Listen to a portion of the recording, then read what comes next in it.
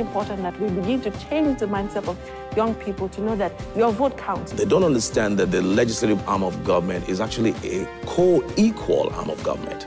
We have an incredible amount of potential. Whatever it is I was doing, because of my personal DNA, it had to be of an international standard, which is what, seriously speaking, is all about.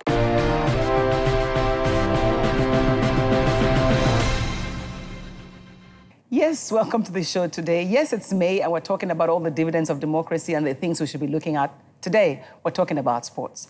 Sports, when you mention soccer, for example, most Nigerians today, the children of today, my sons, for example, they are fans of Arsenal and Barca. What happens to Eyimba or, in my time, Bendel Insurance? I don't know what happens to them. Now, on the show today, I shall be telling you the things that could make that industry just as lucrative as the industries outside of this world, international standard. But like they say among the Yorubas, right?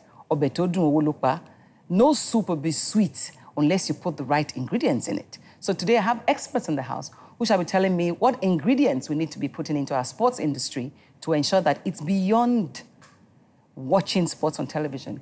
It's about creating jobs for a lot of people. So if you don't go away, we shall be speaking with those expert minds that opened my eyes to the billions of dollars that resides in that industry that we don't even know about. We'll be back. It all started with a casual conversation at a casual lunch somebody was having a party, and I met Nkechi Obi, a sister and a friend of mine for years now. If you wanted to think sports in Nigeria, that's the first name, especially when it comes to females in sports in Nigeria, it comes to mind. Nkechi Obi, I'm so happy to have you here. It's my pleasure to be here this way. We are like a sports encyclopedia. You know what I mean? That's what people say, but it's a passion I've always had. And I looked at it as translating that passion into hard numbers. That what would it take to turn us from a participant country into an active sports business country? Okay. Given the numbers that we have. That exist. And, you know, when I invited you to the show, you said, you know what? You are now doing some stuff with the Nigerian Economic Society group. Summit group. Economic Summit group. Yeah. And you've made them understand that. That's how Ekena says. So I must introduce Ekena. Dr. Ekena Nwosu is also of the NESG.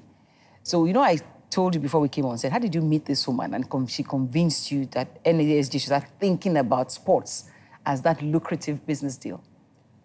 Interesting. Kechi invited me over for business lunch at her home. Smart girl. In Lagos. I was to do an hour. After 7 hours, I was still sitting there. Wow.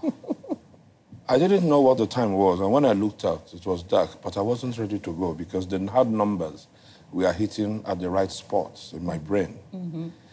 Sports as a business has never connected with the Nigerian elite or the Nigerian business sector. So when she was talking about this, and you know the Nigerian Economic Summit Group is basically a trailblazer in opening up, diversifying the Nigerian economy in new directions. Mm-hmm. When you remember what we've done with agriculture, with GSM and all that.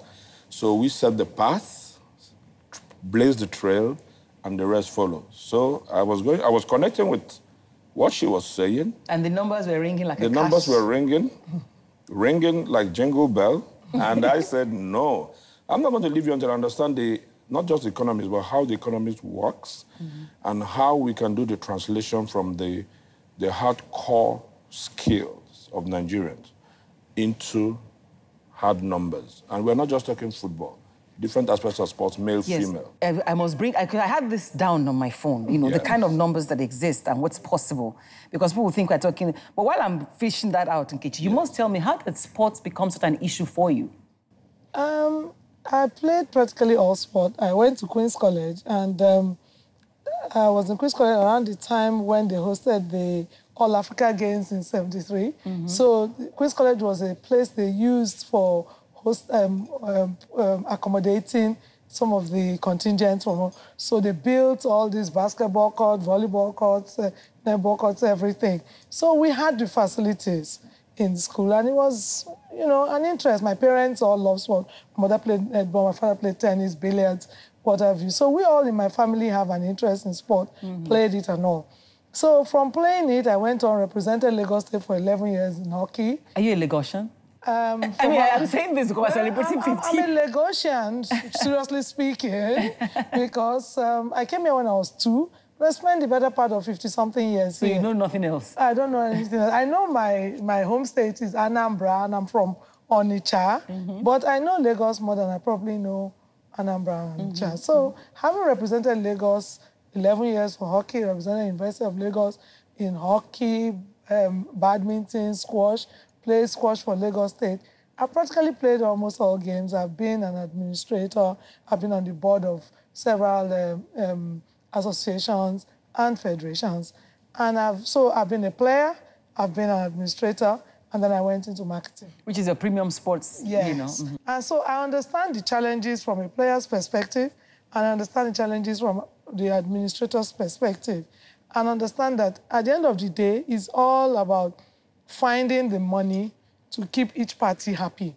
But over and beyond keeping each party happy is how do we translate the numbers we have in this country into delivering sports as an industry. Let's share some of those numbers. You're telling me that the estimated size is between 200 to 300 billion naira. That's a conservative estimate. No, it it's could not a be better. sports industry that... Take soccer, for example. How many Nigerians go to the stadium?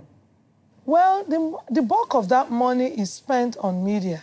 The sad part of it is the bulk of that money is actually spent on advertising other people's leagues. Wow. Yes. A lot of companies spend money on advertising the English Premier League, the La Liga, the this, Is that not because that. ads don't exist? They exist, but...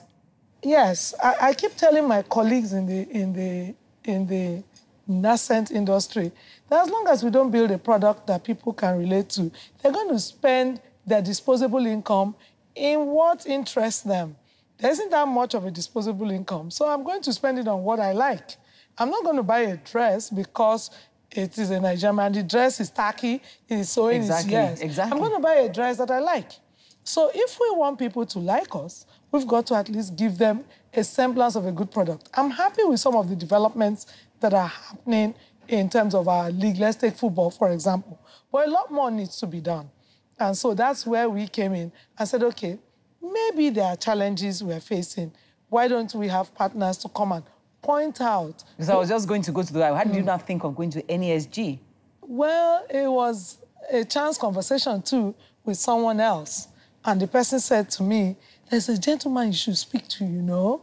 His name is Ikenna Nwosu, and he's of the NESG, he's also of the Nigeria American Chamber of Commerce, he's also of the this, and he's also of the that. So he has a wide network of business connections.